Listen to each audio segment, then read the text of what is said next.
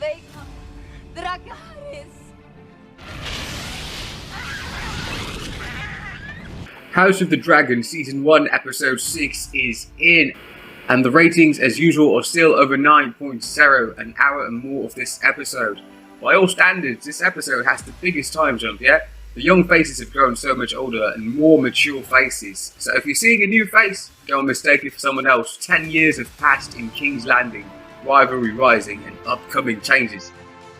We've seen new faces for that of Princess Rhaenyra, Leana, Queen Alicent, Leanor on the introduction of kids. We have several of them on the side of Daemon, Rhaenyra and the Queen. There was huge criticism levelled against such a change of characters, but the directors did a really great job in fitting them all in their respective roles. That was spot on, yeah? Now the episode begins. It's the boy they said. This moment could have been the commencement of the House of the Dragon, but I guess we can have it all. We can't have it all. A moment where it would have been fun galore and a glorious celebration for King Viserys and Queen Aemma. But the gods took what they gave. Princess Rhaenyra has another boy, and this marks her third son. The tension begins to rise each time with more men on her side. Suddenly, the Queen calls for Rhaenyra's child. That's a cruel command, knowing that the princess just delivered a baby boy. Rhaenyra, as a hot-headed and tough person, she heads up the stairs with blood dripping all over the floor. That was an intense scene.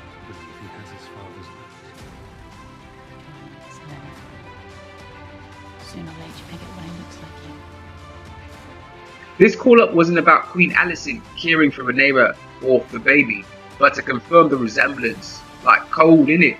As we see from the first two sons, both their hair colour and face don't match that of Sir Leanor. Like fishy. Of course, Sir Leanor is not that concerned. The only issue is the rumours that are all over the place. Everyone's talking. Sir Leanor is there and he joins her as they slip past Lord Caswell. Lord Caswell being the first to congratulate the Princess Rhaenyra. Alicent is surprised to see Rhaenyra, while Viserys is even more surprisingly still alive. How, fam?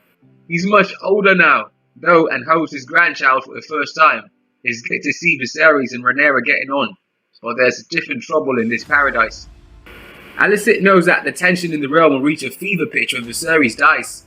Because why would Rhaenyra want to keep people who challenge her reign and heir in King's Landing? The episode goes on where Rhaenyra's kids are talking into the dragon bit to learn more about the dragons, where it comes from, taming them and all of that. It seems each dragon is bound to its master, and that's what we learn from this scene. Not only do we find the children of Rhaenyra, but Aegon, his sister Leana, and his brother Aemon, the children of the Queen Alicent, show up. Aegon becomes a laughing stock, yeah? And the kids whisper to him that they have a dragon, for him only to find out that they invited a pig. When Alicent finds out, it winds her up, and she rushes to Aegon to take life seriously. One day, he'll be king, she says. The look on Aegon's face is like, Mom, relax. I'm not even there yet, you hear? Like, I'm not there yet. We already know that Alicent's dad has told her already the rightful heir is the firstborn of the son, and not Princess Rhaenyra. It's like that's being banging on. Speaking of dragons, Daemon and Leana Valerian get along like a house on fire. They ride dragons together. They're married and the Valerians respect Daemon after aiding them burning a rival fleet at Pentos, one of the free cities. Daemon is offered to stay with Leana and their children. That's Rhaena and Baela. Daemon seriously considers it, but domestication, that's not on the table for the mans, especially after what transpires later on. Daemon has set his eyes on something we don't know yet. He's yearning for it, and as this goes on, his heavily pregnant wife cannot handle it anymore. Like, it's too much for her. Later in the show, we get the labour of Lady Leana, who is seen to be in great discomfort. Not just labour pain, but the baby will not come out. It's like, it's not happening. The Maester seeks advice from Prince Daemon as the moments get critical. And I'm sure this scene reminds you of that one in episode 1 where Queen Aemma found herself in that state. She screams to Dracarys. The dragon was very hesitant, like, why should I burn my own master?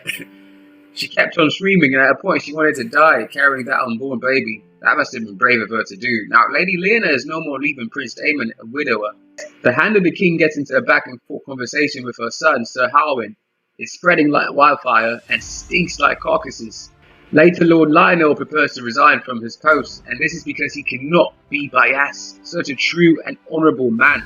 Like, big ups that man here. But King Viserys refuses. He wants to know why. Like, you cannot just ditch, fam. Lord Leanor reluctantly sends a message to Queen Alicent. Something fishy is going on. I need to plan. Alicent's bond with Larys is a bit cause for concern because that guy is more cutthroat and cunning than Littlefinger. Lord Larys, his usual way of preparing art is where he picks those hibiscus flowers. It's a sign that doom is coming up. And that is what we saw in the latter part of episode 6 in the House of the Dragon. Lord Larys cuts up the tongues of the prisoners, but even before that, he sentences them to death by hanging. As a way to make them think he's showing mercy, he cuts their tongues off. Fucking Alright, as a way to make them think he's showing mercy, he cuts their tongues off instead. And this was not because of their punishment, but to cause a serious catastrophe leading to the death of his own brother, Sir Harwin, and his father, Lord Lionel. They may not speak forth anyway to anyone, irrespective of what they have witnessed. Over at King's Landing, the sparring session is out in the yard that goes horribly wrong. Tempers flare, arrogant Aegon flaunts his skills before the other children, while Criston and Harwin offer different instructions.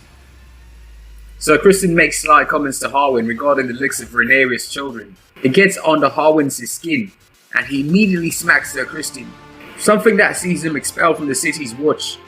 Rhaenyra can feel the tension between her and Alicent, not to mention the whispers across the land regarding the true father of her kids.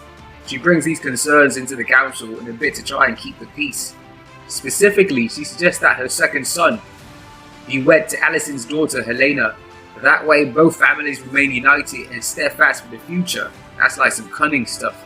That will also allow them to put their differences behind them. Just to seal the deal, she offers Aemon to choose a dragon egg. Now this is big. As Rhaenyra speaks, her breath leaks and undermines her stature. Alicent smiles thinly and eventually leaves council. She believes all this a plot and thinks Rhaenyra's idea is to hold on to power as she's weakened and needs her family. It's partly true, innit? Mostly because Rhaenyra's husband Leanor is lackadaisical to matters of the kingdom. Showing up drunk and romantically discussing sailing off to the Stepstones. Sir Leanor has not been the kind of man looking to rule or even become a king. Back in King's Landing, Rhaenyra senses trouble, as does Leanor. At first he wants to leave to join the fighting in the Stepstones, but Rhaenyra forbids him. But in the end they decide to go visit Dragonstone together, intent on fleeing the storm before it hits. And by the look of him, Viserys doesn't have long. Once he dies, there will be no avoiding that storm. It's coming big. Meanwhile, the sparring incident in the House of Dragon is brutal and meaningful and pushes the character and plot forward. But it's really startling how bad the former is written compared to this. House of the Dragon is no masterpiece though, don't get that wrong, but you get it. And some elements could be improved, but the difference in quality is night and day. We see Sir Harwin say goodbye to Rhaenyra and the kids, but now we know what actually happened to him. We don't know what Rhaenyra may speak about him. Words will spread and Rhaenyra might find out that Lord Larys played the Game of Thrones together with Queen Alicent.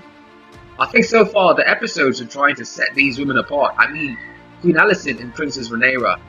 I'm sure fans want to see that moment in which they both calculate their steps and play a tactical way to win this Game of Thrones, like this savage game. What's your take on Larys killing his brother and father?